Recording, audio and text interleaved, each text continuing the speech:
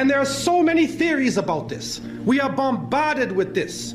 We see people talking about the Freemason order, the Illuminati, the international bankers, the Zionists, alien consciousness. Even some groups are coming up, satanic type groups, New Age type religions. All of these coming up, and what we find in most cases is that all of these groups are worshiping a force. If you go to the highest level of these groups, you see they are doing a type of worship. It is not to God. It is not the God of Moses or Jesus or Muhammad, peace be upon them. It is another force.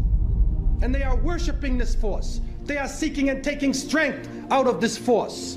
And nobody can say exactly what it is, but Muslims have the bottom line. And Allah has told us, قُلْ جَاءَ الْحَقُّ وَزَهَقَ الْبَاطِلِ إِنَّ الْبَاطِلَ كَانَ زَهُوقًا. The truth has come, and falsehood will vanish, because surely falsehood is a perishing, vanishing thing. The Prophet, peace be upon him, said, there would come in the end of time great liars, kadhabun, dajjalun, to the point where they are false Christs, claiming to be false prophets, would lead you astray. And they will come to you with a type of speech that you nor your parents have ever heard of before. Beware of them. Beware that they take you astray. Beware that they put you into a fitna, a trial, and a temptation. And so the Prophet, peace and blessings be upon him, did not speak from himself. And we are witnessing today, with the advent of the new technology, that human beings have the ability to send information throughout the planet simultaneously. We have the ability to witness events here in Australia that could be happening in other parts of the world. In Europe, we could witness these events. But at the same time, we can be confused simultaneously.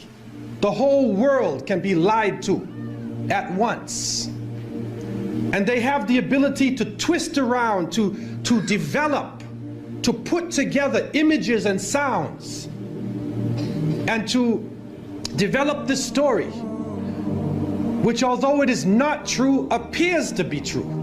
And you know it's not true, but you watch it as though it is true, and it affects the way you think.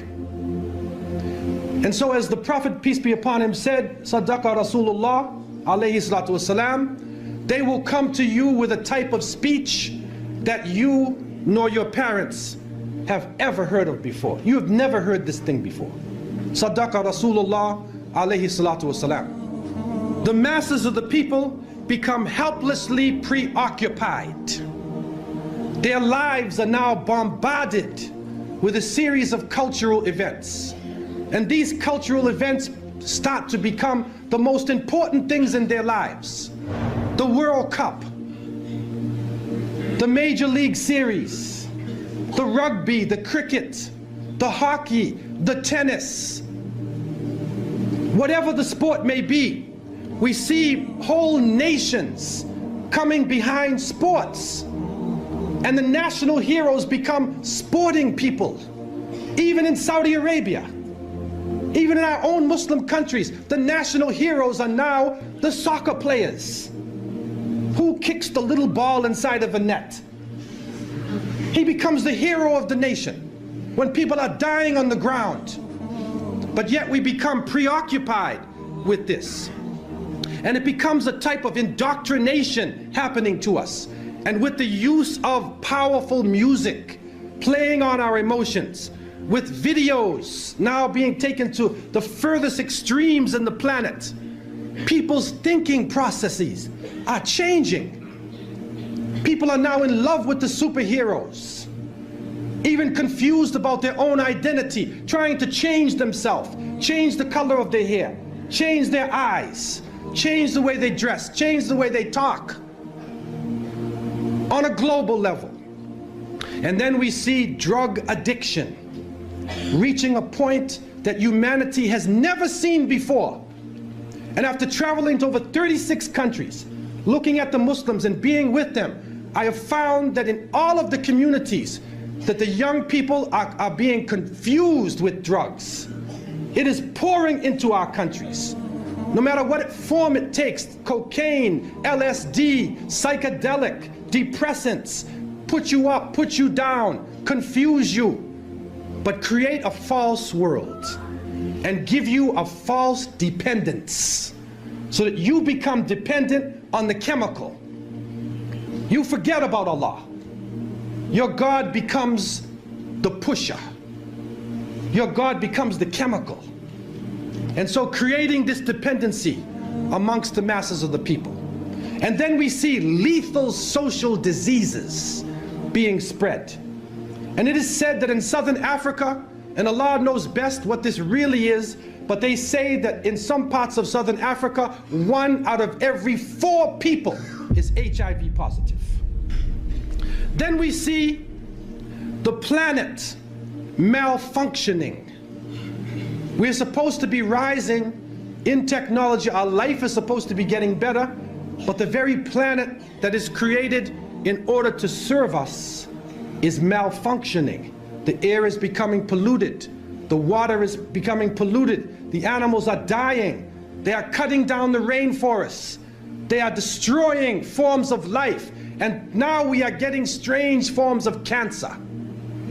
Other diseases, other lumps and tumors and things popping up in our bodies that we have never seen before. And it is happening all over the planet. The world changes. Those who are connected to the electronic technology are put into a state of fear. And images are being placed in front of their eyes, as the images were before. And these images are connected to the geopolitical situation. Don't be fooled.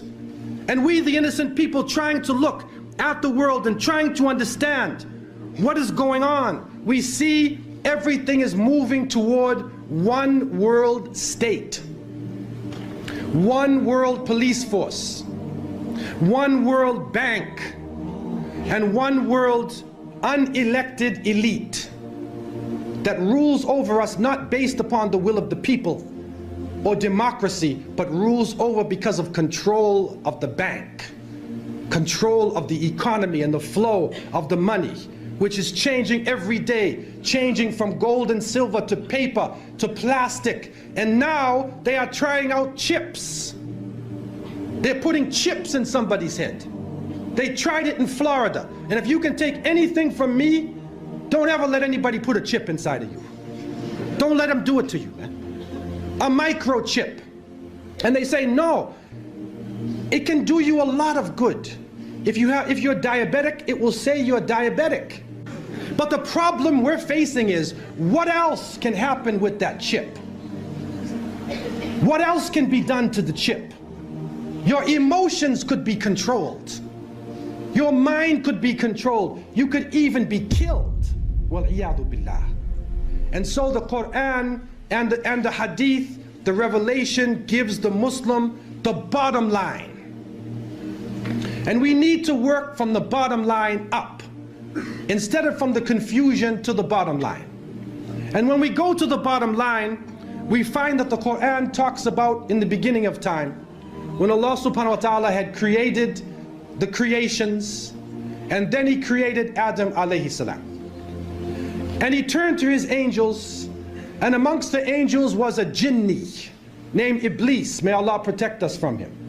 There was a jinni amongst them who was so pious and so knowledgeable, he was given a place with the angels. The angels could not disobey Allah. And so Allah told them in the oft repeated verses, Usjudu li Adam fasajadu illa Iblis. He told them, bow down to Adam, and all of them bow down except Iblis. And Surah Al-Kahf told us, Kana min al-jinn. He was jinni. He was not a fallen angel. He refused to bow down.